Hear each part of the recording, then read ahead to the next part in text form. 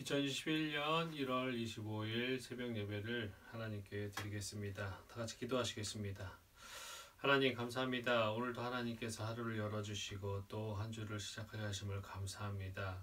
하나님 오늘 하루도 하나님 오늘 한 주도 하나님 지금처럼 예배자의 삶이 되게 하나님 도와주시고 오늘도 찬양과 기도와 예배로 시작하려고 합니다. 말씀으로 시작하려고 합니다. 하나님 이끌어 주시고 하나님 우리의 삶과 모든 것에 주인 되어 주셔서 넉넉히 이겨낼 수 있는 어렸던 어려움이더라도 하나님 이겨낼 수 있는 시간 되게 하나님 그런 용기 얻을 수 있는 시간 되게 하나님 도와주시옵소서. 감사합니다. 예수님 이름으로 기도드립니다. 아멘. 찬송하시겠습니다. 찬송가 250장 찬양하시겠습니다. 찬송가 250장 찬양하시겠습니다.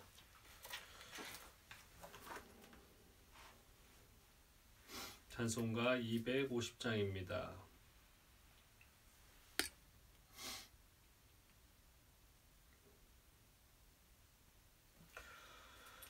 구주의 십자가 보혈로 죄 씻음 받기를 원하네. 내 죄를 씻으신 주 이름 찬송합시다. 찬송합시다. 찬송합시다. 내 죄를 씻으신 주 이름 찬송합시다. 죄악을 속하여 주신 주 내 속에 들어와 계시네. 십자가 앞에서 주 이름 찬송합시다. 찬송합시다. 찬송합시다. 내 죄를 씻으신 주 이름 찬송합시다. 주 앞에 흐르는 생명수 날 씻어 정하게 하시네. 내 기쁨 정성을 다하여 찬송합시다. 찬송합시다. 찬송합시다. 내 죄를 씻으신 주 이름 찬송합시다. 내 주께 회개한 영혼은 생명수 가운데 젖었네. 흠없고 순전한 주 이름 찬송합시다. 찬송합시다. 찬송합시다. 내 죄를 씻으신 주 이름 찬송합시다.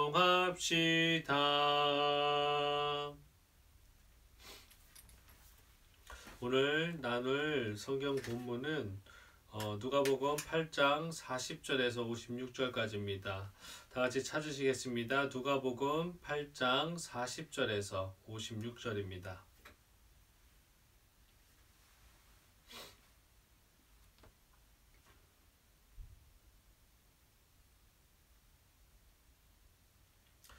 다 찾으셨으면은 다같이 합독하시겠습니다. 천천히 다같이 함께 읽겠습니다. 예수께서 돌아오심에 무리가 환영하니 이는 다 기다렸음이러라. 이에 회당장인 야이로라 하는 사람이 와서 예수의 발 아래에 엎드려 자기 집에 오시기를 간구하니 이는 자기에게 12살 된 외딸이 있어 죽어가미러라. 예수께서 가실 때에 무리가 밀려들더라. 이에 12해를 혈루증으로 앓는 중에 아무에게도 고침을 받지 못하던 여자가 예수의 뒤로 와서 그의 옷가에 손을 대니 혈루증이 즉시 그쳤더라. 예수께서 이르시되 내게 손을 댄 자가 누구냐 하시니 다 아니라 할 때에 베드로가 이르되 주여 무리가 밀려들어 미나이다. 예수께서 이르시되 내게 손을 댄 자가 있도다. 이는 내게서 능력이 나간 줄 알미로다 하신대. 여자가 스스로 숨기지 못할 줄 알고 떨며 나와 엎드려 그 손 댄 이유와 곧 나을 것을 모든 사람 앞에서 말하니 예수께서 이르시되 딸아 내 믿음이 너를 구원하였으니 평안히 가라 하시더라. 아직 말씀하실 때에 회당장의 집에서 사람이 와서 말하되 당신의 딸이 죽었나이다. 선생님을 더 괴롭게 하지 마소서 하거늘 예수께서 들으시고 이르시되 두려워하지 말고 믿기만 하라. 그리하면 딸이 구원을 얻으리라 하시고 그 집에 이르러 베드로와 요한과 야고보와 아이의 부모 외에는 함께 들어가기를 허락하지 아니하시니라. 모든 사람이 아이를 위하여 울며 통곡하매 예수께서 이르시되 울지 말라. 죽은 것이 아니라 잔다 하시니 그들이 그 죽은 것을 아는 고로 비웃더라. 예수께서 아이의 손을 잡고 불러 이르시되 아이야 일어나라 하시니 그 영이 돌아와 아이가 곧 일어나거늘 예수께서 먹을 것을 주라 명하시니 그 부모가 놀라는지라. 예수께서 경고하사 이 일을 아무에게도 말하지 말라 하시니라. 아멘. 오늘은 믿음이 인생을 바꿉니다. 믿음이 인생을 바꿉니다. 라는 제목으로 하나님 말씀 나누겠습니다. 본문을 좀 먼저 살펴보겠습니다. 본문은 예수님과 함께 있었던 무리 중에서 어떤 회당장이 출연합니다. 그는 회당 예배를 총괄하는 자로서 유대교의 주류였고 상류층에 속하는 인물이었습니다. 바리새인들과 율법사들은 예수에 대해서 비판적이었으나 공경에 빠진 이 사람은 자기 스스로를 낮추고 예수님 앞에 무릎 꿇습니다. 이 회당장의 이름은 야이로였습니다. 성경의 대부분의 이름은 그 사람의 성향이나 그 사람의 성격들을 나타내며 더 나아가서 하나님께서 어떻게 사용하셨는지를 상징하는 의미를 이름 안에 내포하고 있습니다. 이 야이로의 이름 또한 그런 의미를 가지고 있었는데 하나님께서 깨우시니라 라는 의미를 가지고 있는 이름입니다. 야이로의 딸은 불치병으로 죽을 처지에 놓여 있습니다. 예수님은 그러한 공경을 해결하기 위해서 이동하지만 얼마 가지 못해서 멈추게 되십니다. 공경에 처한 또 다른 사람이 예수님께 슬그머니 접근했던 것입니다. 바로 혈류증을 앓고 있는 여인이었습니다. 그 여자는 예수님께는 치유 능력이 있어서 본인이 가서 예수님을 만나거나 그러지 못하더라도 옷자락만이라도 만지면 자신이 그토록 오랫동안 헛되이 찾아다니던 구원을 얻을 수 있을 것이라고 느꼈습니다. 그러나 예수님의 상황을 판이하게 다르게 보십니다.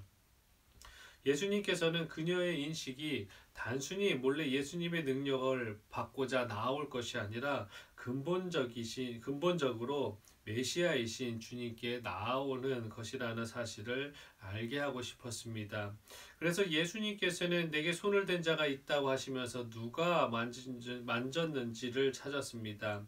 전지전능하신 성자 하나님께서 누가 만졌는지 몰랐겠습니까? 알고 계셨지만 인간의 수준을 맞추시면서 스스로 메시아인 당신께 스스로 나오기를 기다리시며 만진 이를 찾으십니다. 그래서 이 여자는 예수님께 자신의 정체를 끝까지 숨기지 못합니다. 예수께서 원하시는 것은 그녀의 정체를 드러내는 것이 아니라 그녀로 하여금 자기 앞에 정정당당하게 나와서 자신의 행동에 걸맞는 신앙 고백을 공적으로 하는 것이었습니다. 예수님은 그녀가 단순히 치유받는 것만으로 끝나는 것이 아니라 좀 더 포괄적인 의미에서 온전케 되기를 바라셨습니다. 여자는 두려워하면서도 가까이 예수를 대면하기 위해서 나왔습니다. 예수님은 평안을 이 여자에게 주심으로 이 여자의 병이 낫고 그 삶이 온전케 되었습니다. 이러한 돌발적인 사건으로 인해서 지체됨으로 인해서 결국에는 야이로의 딸이 죽음을 맞이합니다. 하지만 하나님의 경륜 속에는 이런 일은 그렇게 되지 않습니다. 야이로의 집에 도착한 예수님은 자신의 제자들 오직 측근들만을 데리고 부모만을 데리고 그 안으로 들어가십니다. 예수님은 애곡하는 자들에게 울 필요가 없다고 단호하게 말씀하십니다. 그들은 소녀가 자고 있다는 예수님의 말씀에 시큰둥하며 콧방귀를 끼어댑니다. 메시아로서 예수님은 자기가 앞으로 하고자 하는 일을 비추어서 말씀하고 계신 것을 예수님의 의도를 알 리가 없었습니다.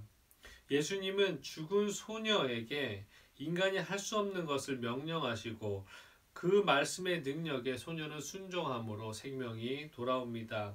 그 후에 예수님은 부모에게 지금 일어난 일을 다른 사람에게 말하지 말라며 본문을 끝나고 마치고 있습니다. 그 이유는 십자가와 부활 사건 이전에 예수님의 정체성과 행위에 관한 것들이 너무 공개적으로 소문이 나게 된다면 예수님의 사역에 방해가 될 것 같다라는, 부적절할 것 같다고 판단하셨기 때문입니다. 본문이 주는 구체적인 교훈을 살펴보겠습니다. 오늘의 본문은 예수님께서 혈류증 앓는 여인과 회당장 야이로의 죽은 딸을 살리신 두 기사로 구성되어 있습니다. 그런데 우리는 이 두 기사 속에서 내포된 두 가지 공통점을 중심으로 살펴보면서 또 하나의 중요한 교훈을 발견할 수 있습니다. 그것은 바로 우리 인간의 운명을 결정하고 변화시키는 것은 오직 믿음뿐이라는 것입니다. 먼저 야이로의 회당장의 딸을 볼 경우 42절을 보면 그에게는 12살 된 외동딸이 있었습니다. 그 회당장 야이로가 아이가 태어나기 전부터 회당장이었는지 아니면 12살이 되기 어느 시점에부터 회당장이 되었는지는 알 수는 없으나 그 사회적 지위와 그 부류로 인해서 봤을 때는 아마 풍족한 삶을 살고 있었을 것이라고 볼 수 있습니다. 그런데 이처럼 행복한 그에게 절망의 그림자가 덮쳐왔습니다. 외동딸이 죽어가고 있는 것입니다. 또 다시 한편의 앵글을 바꿔서 43절을 보면 여기에는 12해 동안 혈류증을 앓아오던 여인이 등장합니다. 그리고 이 여인은 불치병으로 인해서 마가복음 5장 26절에서 말씀하시는 것처럼 모든 재산을 탕진하고 또한 모든 것들을 하나 잃은 상태에서 가난하게 살고 있었습니다. 또한 레위기 15장 25절부터 30절에 보면 여인의 그런 하혈들은, 그런 월경들은 그 기간 동안은 부정하다고 얘기를 하고 있습니다. 그리고 그것이 그치지 않았을 때는 부정한 자로 간주되어서 지금으로 얘기하면 격리를 시켜야 되고, 또 그런 자와 접촉한 자 또한 그 하루 동안에 부정한 자로 취급하여 격리되어야 됐었던 삶을, 그래서 가장 어쩌면 죄인이 아닌 죄인으로 낙인 찍혀서 가장 어둡고 절망적인 삶을 살아가고 있었던 것입니다. 같은 12해지만 한 사람은 사회적으로 가장적으로 매우 행복한 삶을 살고 있었고, 또 한 사람은 그 12년을 고통 속에 죽지 못해서 살고 있었던 것이었습니다. 그런 이 두 사람에게 예수님께서 접근하시고 등장하신 것입니다. 그리고 그들은 동일한 문제를 안고 모두 예수께 무릎을 꿇습니다. 그래서 동일한 믿음으로 죽음에서 생명으로, 절망에서 새로운 소망으로 거듭나는 축복과 기쁨을 맛보게 됩니다. 12년간 전혀 대조적인 삶을 살았던 두 사람은 모두 동일한 믿음을 통해 새로운 천국 비밀의 세계에 들어갈 수 있는 기회를 얻기 시작한 것입니다. 그렇다면 이러한 사실은 무엇을 의미하는 것일까요?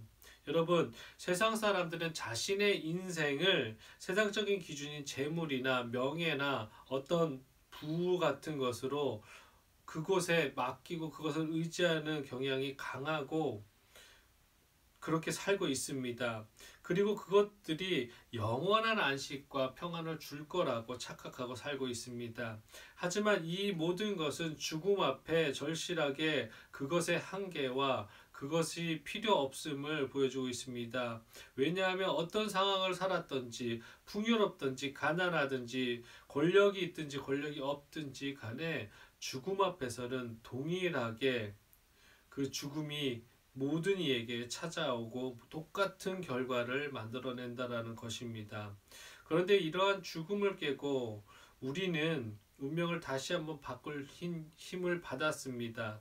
그것이 바로 예수님을 향한 믿음입니다. 요한복음 11장 25절에 예수께서 이르시되 나는 부활이요 생명이니 나를 믿는 자는 죽어도 살겠고라고 말씀하고 계십니다.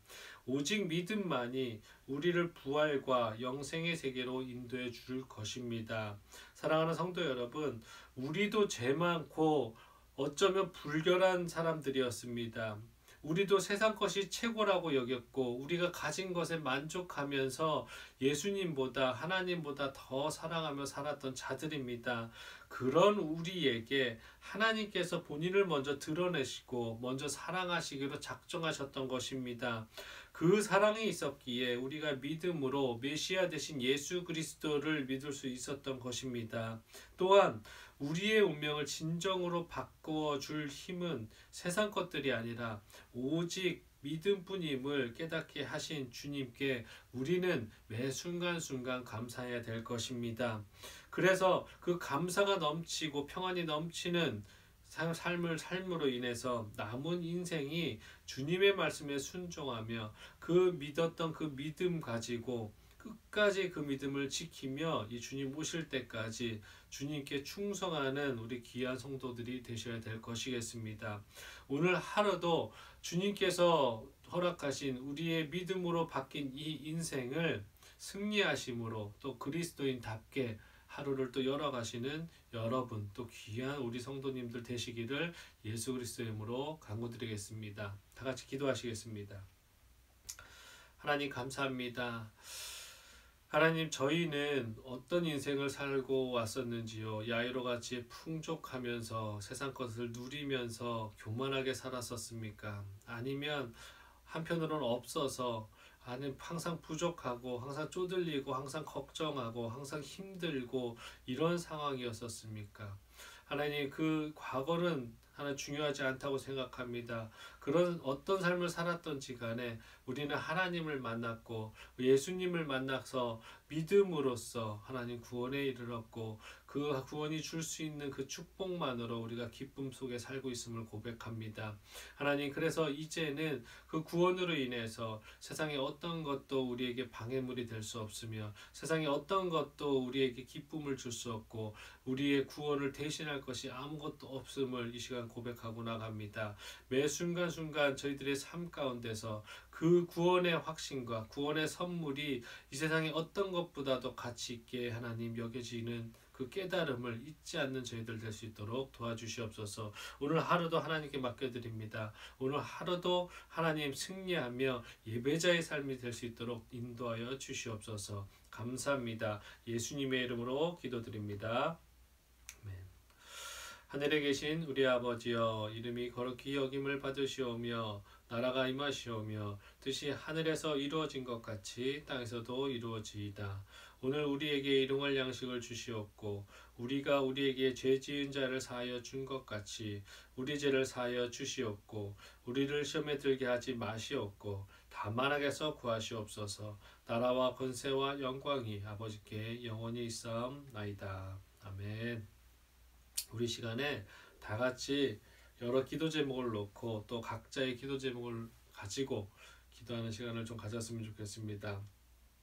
첫 번째로 나라와 민족을 위해서 기도해 주십시오. 그리고 선교사님들을 위해서 기도해 주십시오. 그리고 광고 드렸던 것처럼 우리 교회가 이제 기독교 한국 침례의 교단에 서류 접수를 완료했습니다. 그래서 2월 3일 날 월요일 날 저가 이제 또 가서 인사를 드리고 면접을 보면은 큰 문제가 없겠죠. 예, 없어서 아마 잘 통과될 것 같습니다. 그거 끝까지 기도해 주셨으면 좋겠고 우리 교회 성도 한 분 한 분을 위해서 좀 생각나실 때마다 기도해 주셨으면 좋겠습니다. 그리고 오늘 가지고 나오신 기도 제목 있다면 그것을 놓고 하나님께 간절하게 기도하시면 좋겠습니다. 우리 다 같이 기도하는 시간 갖겠습니다. 기도하시겠습니다. 하나님 감사합니다. 오늘도 하나님께서 우리를 사랑하여 주셔서 이 자리에 불러주심을 너무나 감사합니다. 주님만 하나님 아버지 찬양하는 저희들 될 수 있도록 도와주시옵소서. 주님만 말을 하나님 아버지 믿고 따라가는 저희들 될 수 있도록 도와주시옵소서. 하나님 오늘도 하루를 열어주셔서 너무나 감사합니다. 하나님 우리가 주일을 시작으로 한 주간을 시작할 텐데 하나님 아버지 매주 동일하게 동일한 스케줄에 하나님 아버지 맡기는 인생을 살지는 모르겠지만 그 순간순간들마다 하나님께 하나님 아버지 나아가며 하나님의 뜻을 구하는 시간들이 많아질수록 도와주시옵소서. 그래서 우리가 전인격적으로 구원받은 것처럼 우리의 전 인생이 하나님의 뜻대로 하나님의 마음대로 움직이는 인생 될 수 있도록 도와주시옵시고 하나님의 뜻과 동일한 인생 사는 저희들 될 수 있도록 도와주시옵소서. 오직 믿음으로 받은 하나님 아버지 구원의 이 기쁨과 감격과 그래서 우리의 정체성을 확인하여서 하나님 우리가 우리의 것이 아니며 하나님께서 맡기신 것임을 항상 인정하며 하나님께 구하며 종된 자로서 주인에게 또 자녀된 자로서 아버지가 무엇을 갖고 계신지를 항상 궁금해하는 저희들 될 수 있도록 도와주시옵소서. 그 모든 것을 저희들이 말씀에서 찾게 하시고 기도로 찾게 하여 주시옵시고 성령님 깨닫게 하여 주시옵소서. 오늘 특별히 기도하는 것은 우리나라를 위해서 기도합니다. 하나님 코로나로 인해서 많이 국민들이 고통당하고 있고 하나님 저희 나라뿐만이 아니라 하나님 아버지 북한과 또 하나님 아버지 열방이 고통 속에 있습니다. 하나님 저희들은 넉넉히 살고 있어서 하나님 백신도 받을 수 있고 하나님 우리 나라가 그 정도의 국력은 있어서 어느 나라들보다는 하나님 아버지 코로나 백신을 맞는데 많이 뒤처지지 않을 것이라고 생각합니다. 그럼에도 불구하고 이 열방 가운데 많은 나라들이 아직 더 경제적으로 힘들어서 하나님 백신조차도 못 맞고 고통 속에 있는 나라들이 있습니다. 이 열방을 위해서 하나님 아버지 하나님 기도하기 원합니다. 하나님 그 코로나로 인해서 혹시라도 하나님 모르는 상태에서 죽지 않게 하나님 도와주시옵소서. 하나님 우리들이